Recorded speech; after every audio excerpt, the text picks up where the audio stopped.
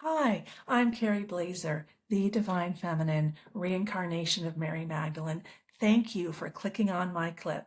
But I want to let you know that I have a free ebook linked below, my 6 Divine Feminine Self-Love Strategies. They will help you transform your emotional wounds into personal wisdom. And I take a multidisciplinary approach. I include the laws of physics, psychology, neuroscience, shamanism, mysticism. I went wild, okay? So men can understand and women can understand. There's something there for everyone because what I learned is when something's true, it's true in multiple places. All right, please like and subscribe and help me distribute my ebook to everyone for free by exploding my channel.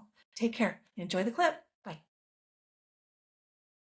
And I didn't know until the last year and a half that I am also a grieving parent. The universe is a mirror showing us ourselves in every moment as a constant feedback loop for self-improvement.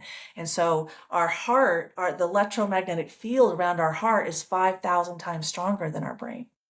And it's a magnet showing us ourselves. So our heart, our vortex, which I'll show you the neurology and everything around that in a minute, the cardiology, but the vortex spins our energy out from our soul, our energy body.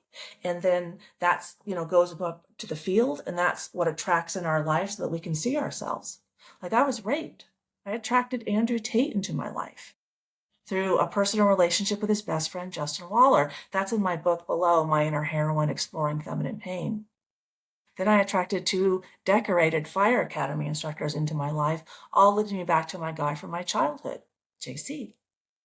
So, and on my website, you can, read that story, but that's what I resonated with. And it really helped me accept and see myself because, when I had repressed so many memories from my childhood, I had repressed who I am, my authenticity, in order to be able to attach to people because I was so rejected. So I attached because I couldn't connect. And when I can connect to myself in a healthy way and regulate my nervous system, so our souls, physicists have proven that we all have energy bodies and it's all communicated out through our hearts. And the nervous system in our hearts, the structure is far more complex than our brains. And our hearts send far more signals to our brains than the other way around. And this is all proven by the field of epigenetics. It's like proven in a lot of ways. When something's true, it's true in multiple places, right?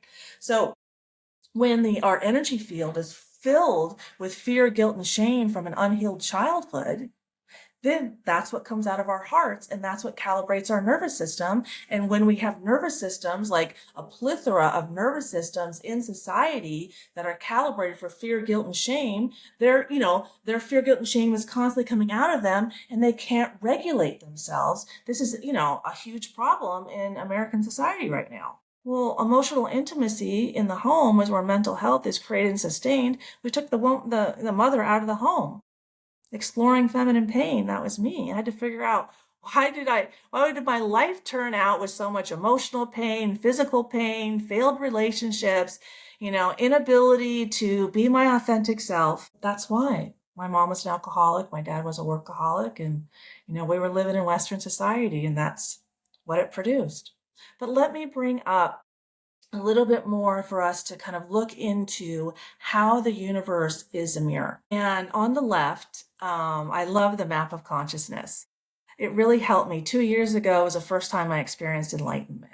And even though I have a master's degree in East Asian religious studies, I didn't understand that enlightenment is an emotion.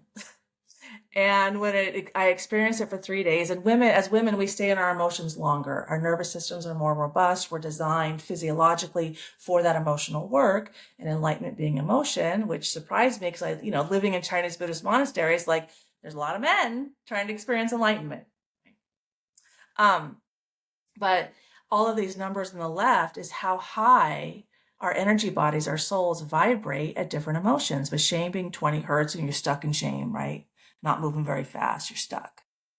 But the most transformative energy is the fastest moving energy, and 700 to 1,000 hertz is the fastest moving energy. Hence, enlightenment is very transformative. So I can surf the waves of life and transform my emotions. And, I'm surfing that 70-foot wave off of Portugal now that I've expanded my emotional range. I can have, engage in civil discourse, not get triggered, not cut people off. I can make my point in coherent ways, which a lot of my life I had a hard time doing, even though I'm highly intelligent. Because my fear, guilt, and shame would come out and I wouldn't know how to articulate it and I wouldn't understand that it came from me. I thought that other people were the problem. I didn't understand that how I felt about myself was my challenge. But let's get over to this physics experiment, and it shows how the universe is a mirror showing me myself in every moment as a constant feedback loop for self-improvement. And it shows that when when my soul vibrates at 40 hertz, like say that selfishness, then other people with 40 hertz naturally vibrate, and then that's the resonance, and then I'm attracted to it. And it's not that, they're right and I'm wrong or anything. It's that so I can see myself. But when I don't acknowledge that's what's happening, that's how I find my tribe. A tribe that projects a lot of fear, guilt, and shame. That was my tribe before. I was a liberal.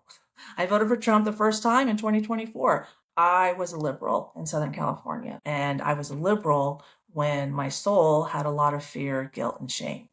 And then when I healed and I brought out my authentic self, my healthy feminine self, then I resonated a lot more with conservatives, traditional, women at home, mother in the home, doing the emotional work, man provides and protects.